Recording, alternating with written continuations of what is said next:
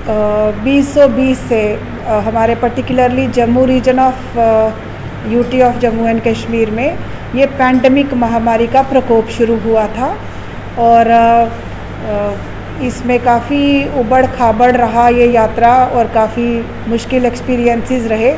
आज पर्टिकुलरली जबकि national doctors day है, जिसमें हमारे बीसी रॉय जो एक डॉक्टर रहे और उनकी आज जन्म तिथि और पुण्यतिथि आज ही के दिन 1 जुलाई को है, तो हम सब डॉक्टर्स और हमारे साथ कोऑर्डिनेट करने वाले मेडिकल प्रोफेशनल के साथ पैरामेडिक सारे, और जब भी ऐसी कोई प्राकृतिक आपदा होती है या ये एक वैश्विक चुनौती थी, तो महामारी कंट्रोल के लिए ऐसा शुरू से समझा जाता है कि इस बार एक अभूतपूर्व एक्स्ट्राऑर्डिनरी तरीके से जो स्ट्रॉन्ग पॉलिटिकल विल ड्रिवन हमारे देश में एक अच्छी परफॉर्मेंस रही पूरे हेल्थ केयर प्रोफेशनल्स की, उसमें इंटेलिजेंशिया ऑन बोर्ड लिया गया, एकेडमिया लिया गया, डॉक्टर्स, हेल्थ केयर प्रोफेशनल्स लिए गए, क्लिनिशियंस, पब्लिक हेल्थ स्पेशलिस्ट्स, लेबॉरेटेरियंस, तो सब ने मिलजुल के एक बहुत अच्छी परफॉर्मेंस दी है।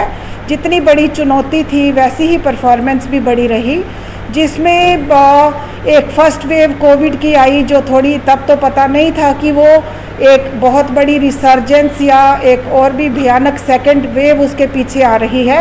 तो फर्स्ट वेव में जो हमारे एक्सपीरियंसेस रहे, जो तैयारियां थी, उनको इतनी अच्छे तरीके से संभाला गया और वो इतनी कंटिन्यूड रखी गई एक अच्छे तरीके से कि वो सारी तैयारियां सेकंड वेव को संभाल पाई। तो इन्हीं 2 वेव से हमें एक ऐसा लेसन मिल चुका है कि हमें लापरवाही या बिल्कुल भूलने की अभी कोई स्कोप नहीं है। ये भी समझ आया कि ये जो अदृश्य शत्रु हमारा है, कोरोना वॉरियर्स का नाम हेल्थ केयर प्रोफेशनल्स को दिया गया, ये एक जंग की तरह हमारे सामने था और ये एक कोरोना वॉर या एक बैटल वाकई ऐसे लगता है अभी थोड़ा सा जैसे डिक्लाइन है, ऐसा महसूस होता है कि हमने एक जंग लड़ी है, लेकिन शत्रु है कि वो अभी भी थम नहीं रहा।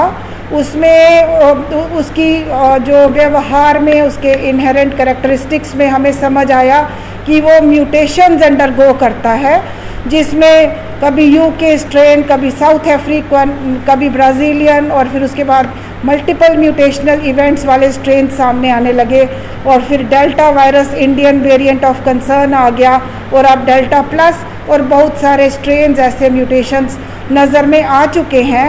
तो हम इस वायरस को अंडर एस्टिमेट नहीं कर सकते। ऐसा समझा गया है कि ये एक्सेलेंट बायो इंजीनियर है कोई या बायोकेमिस्ट है, और ये ह्यूमन डिफेंसेस को या हमारी तैयारियों को विफल करने की पूरी कोशिश कर सकता है ऐसा शत्रु। तो हमें बहुत सारे व्यवहारिक चेंजेस लाने की ज़रूरत है। ऐसा नहीं कि हमारा इंफ्रास्ट्रक्चर बहुत बड़ा बन गया और हम रोड ट्रैफिक एक्सीडेंट्स को ट्रीट कर लेंगे। अच्छी ड्राइविंग ही गारंटी देती है कि अच्छी सेहत हम इंश्योर कर सकते हैं। वैसे ही एक व्यवहारिक बदलाव पूरी जनता में ज़रूरी है, जिसमें कोविड एप्रोप्रिएट बिहेवियर, जो हम बार बार भूल रहे हैं, जो भूलने का स्कोप नहीं है। मास्क पहने रहना आसान तरीका है कोविड से बचने का। ठीक से पहना हुआ मास्क जो नाक और मुंह को ढकता हो बहुत ज़रूरी है। उसके बाद गैदरिंग्स का, क्राउडिंग्स का, ओवर क्राउडिंग्स का कोई स्कोप नहीं है। 2 गज की दूरी बनाए रखने की सलाह दी जाती है।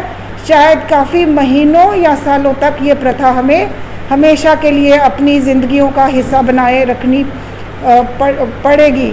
और साथ में ही हमें अपने हाथ धोने की, वर्ल्ड हेल्थ ऑर्गेनाइजेशन पिछले काफ़ी वर्षों से हैंड हाइजीन पे बताता जा रहा था, लेकिन हमारे व्यवहार में वो आ नहीं रहा था।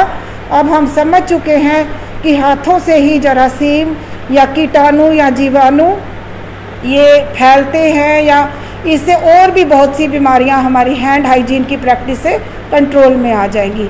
तो आज नेशनल डॉक्टर्स डे के दिन पूरी कोऑर्डिनेटिंग टीम्स, जिसमें हमारे एडमिनिस्ट्रेटर्स हैं, हमारे पैरामेडिक्स हैं, हमारे पूरी इंटेलिजेंस की जो टीम, जिन्होंने मिलजुल कर इस आपदा का खड़े रहकर मुकाबला किया, अनथक प्रयास किया, खड़े रहे और फर्मली और स्ट्रांगली और अपनी रेजिलियंस को प्रूव किया। उन सब का मैं धन्यवाद भी करती हूँ, उनको कंग्रेचुलेट भी करती हूँ और आगे के लिए भी डटे रहने की हम सब एक दूसरे से उम्मीद करते हैं कि चुनौती कितनी भी बड़ी हो, हमें डटे रहना है और हमें आगे बढ़ते जाना है।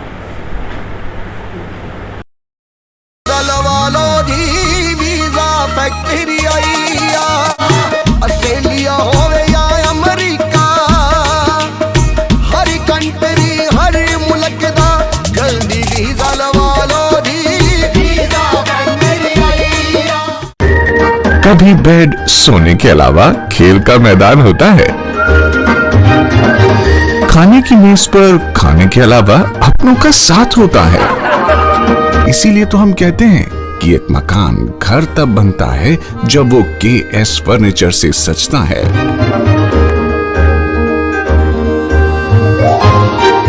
रिश्तों की मिठास का एहसास KS फर्नीचर के साथ।